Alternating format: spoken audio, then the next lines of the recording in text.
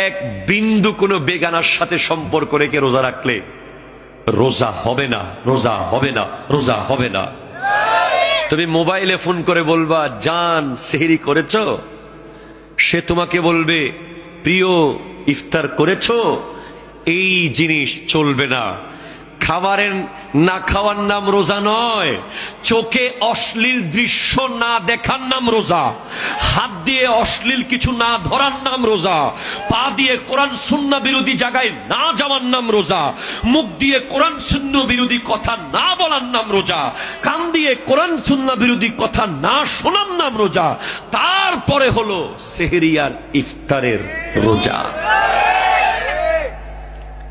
অনেকের রোজা হবে না, কারণ সে সেহরিও করবে গালিও দেবে, রোজা হবে না।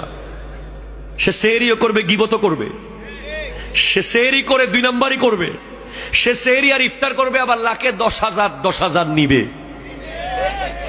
কি কোন আছে নাকি এখানে?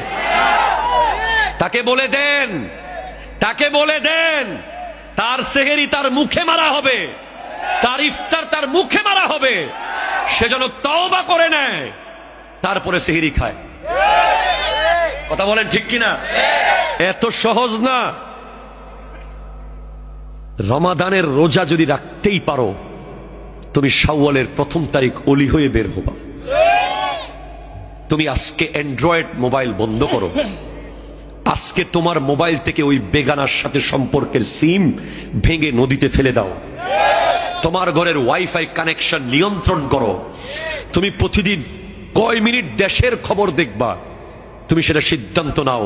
সেটা 10 মিনিট হতে পারে, 20 মিনিট হতে পারে। তুমি এই একটা মাস ঘন্টার পর ঘন্টা গেম, ইহুদিদের game, Free Fire, PUBG, Clash of Clans, betting site, Real Madrid আর বার্সেলোনার খেলা, ক্রিকেট, ফুটবল, জুয়া, বাটপারি বন্ধ করো। ঠিক কিনা কথা বলেন?